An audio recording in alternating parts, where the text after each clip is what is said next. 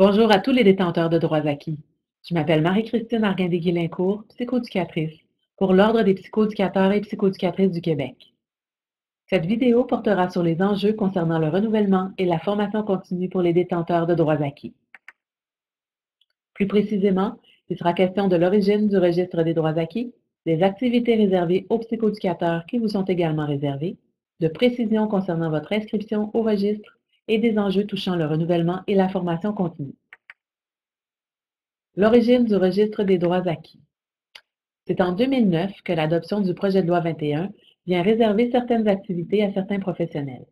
Dans les milieux de la santé et des services sociaux et dans les milieux scolaires, des intervenants non admissibles à un ordre pratiquent ces activités.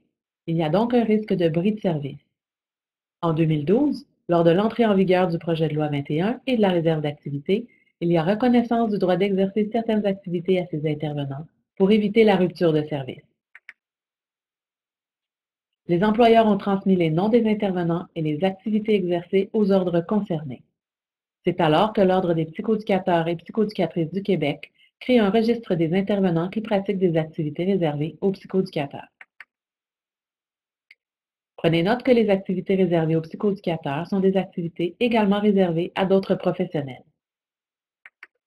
Vous exercez l'une ou l'autre ou plusieurs des activités réservées suivantes que vous trouverez décrites davantage dans un document portant sur le projet de loi 21. Pour accéder au document, allez sur le site Internet de l'Ordre, dans la section Grand public, sur la rubrique M'informer et cliquez sur Informations sur le PL 21. Certaines précisions concernant votre inscription au registre. Être inscrit au registre des droits acquis donne le droit de pratiquer seulement la ou les activités réservées qui vous ont été attribuées par votre employeur en 2012. L'activité est rattachée au détenteur et non au poste occupé. Vous pouvez donc changer d'emploi et conserver votre droit de pratiquer cette activité si vous êtes toujours sur le registre. Être inscrit au registre des droits acquis n'est pas l'équivalent de faire partie de l'Ordre. Vous ne pouvez utiliser le titre de psychoéducateur, ni l'abréviation ps.ed, et vous ne pouvez pas dire que vous faites partie de l'Ordre. Si vous le faites, vous vous exposez à des poursuites pour usurpation de titre. Les enjeux relatifs au renouvellement. Pour conserver votre droit d'exercer les activités réservées, à chaque année, vous devez renouveler votre inscription sur le registre au plus tard le 31 mars. Prenez note qu'il y a des frais de retard de 50 $ plus les taxes. Si vous ne renouvelez pas votre inscription, vous perdez définitivement votre droit d'exercer les activités réservées et il est impossible de réintégrer le registre par la suite. Il n'y a aucun autre recours et il est de votre responsabilité de modifier vos coordonnées pour continuer de recevoir les correspondances de l'Ordre. Les enjeux relatifs à la formation continue. Un règlement encadre la formation continue pour les détenteurs de droits acquis. Vous retrouverez ce règlement sur la page d'accueil de notre site Internet dans la section qui vous est réservée. Les autres ordres concernés par les droits acquis ont également un tel règlement.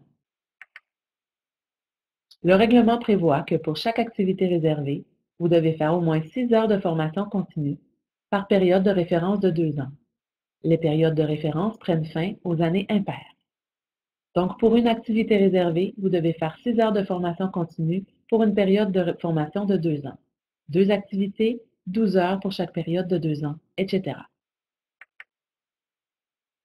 L'activité de formation choisie doit être en lien avec l'activité réservée et peut toucher les aspects suivants: les processus et méthodes d'évaluation ou d'intervention, les clientèles visées par l'activité, les aspects légaux et organisationnels de la pratique ou les problématiques reliées au développement humain et aux difficultés d'adaptation. Les activités de formation admissibles sont la participation à des cours, des séminaires, des ateliers, des colloques, des conférences et des congrès, ou une supervision reçue d'un psychoéducateur ou d'un membre d'un ordre professionnel qui exerce la même activité réservée, selon les activités. Plus précisément, la supervision doit être reçue d'un psychoéducateur qui exerce la même activité pour les activités d'évaluation suivantes.